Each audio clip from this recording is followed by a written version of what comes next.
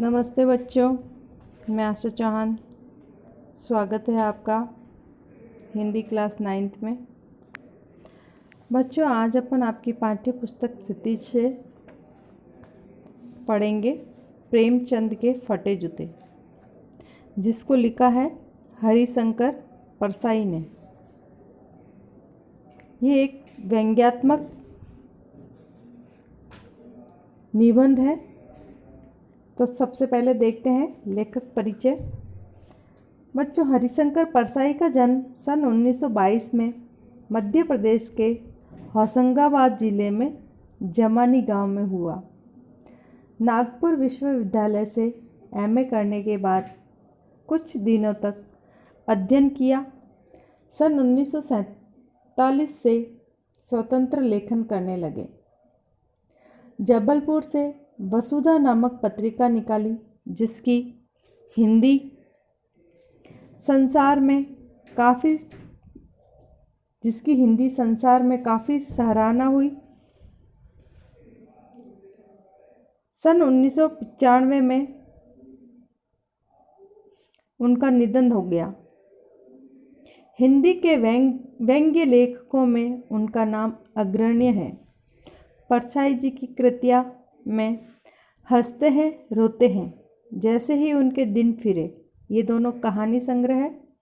फिर रानी नागफली की कहानी और तट की खोज, ये दोनों उपन्यास। तब की बात और थी, भूत के पांव पीछे, बेईमानी की परत, पगडंडियों का जमाना, सदाचार का ताबीज़, शिकायत मुझे भी है और अंत में निबंध संग्रह।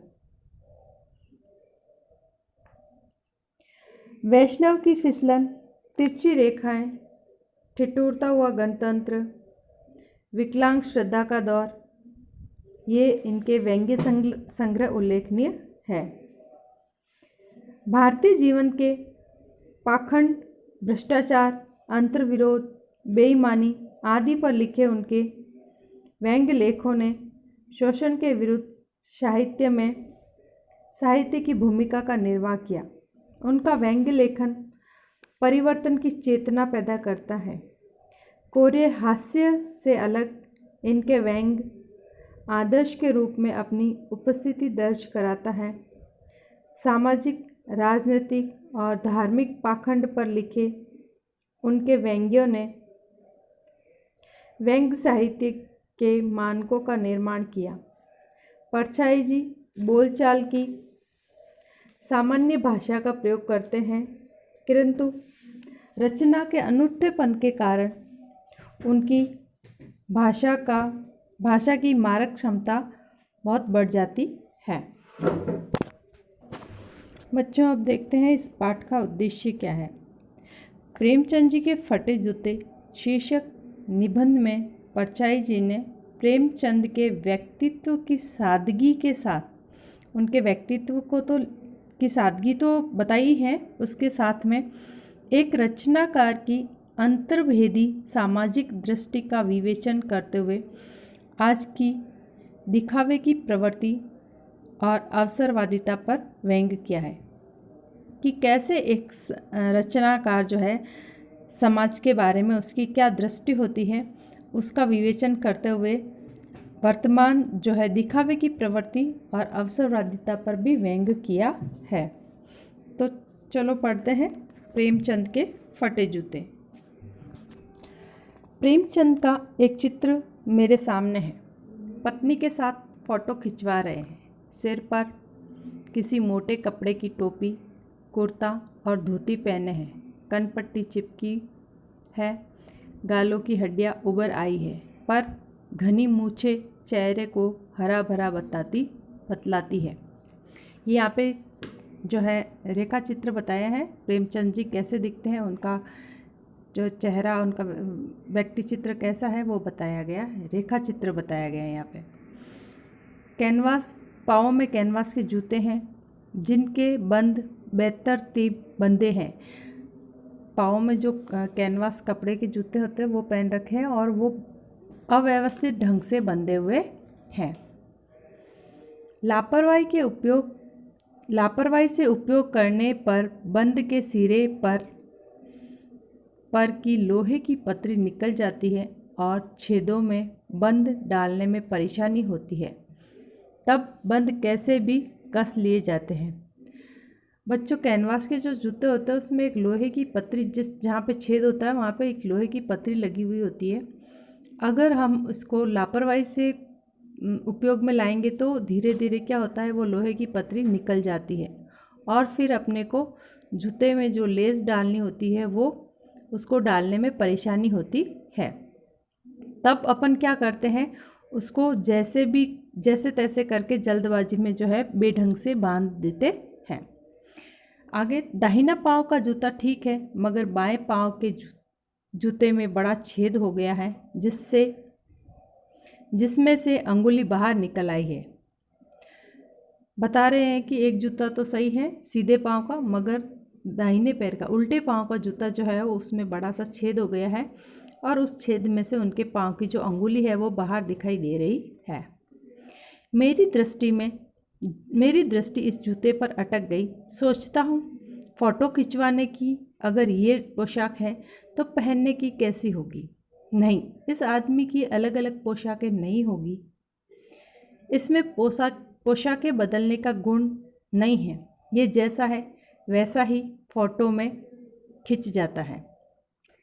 लेखक फ़ोटो देख के कह रहे हैं कि इन्होंने फ़ोटो में ऐसी ड्रेस पहनी है तो हमेशा पहनने की, इनकी घर पे हमेशा पहनने की ड्रेस जो है वो कैसी होगी। लेकिन फिर सोचते हैं कि इतना सादगी भरा व्यक्तित्व है इस प्रेमचंद जी का कि इनकी फ़ोटो वाली ड्रेस और घर की पहनने की ड्रेस जो है वो अलग अलग नहीं हो सकती, क्योंकि इस व्यक्ति में पोशाक बदलने का गुण नहीं है। इन्होंने जो ड्रेस पहनी है उसी में ही फ़ोटो खिंचवा दिया।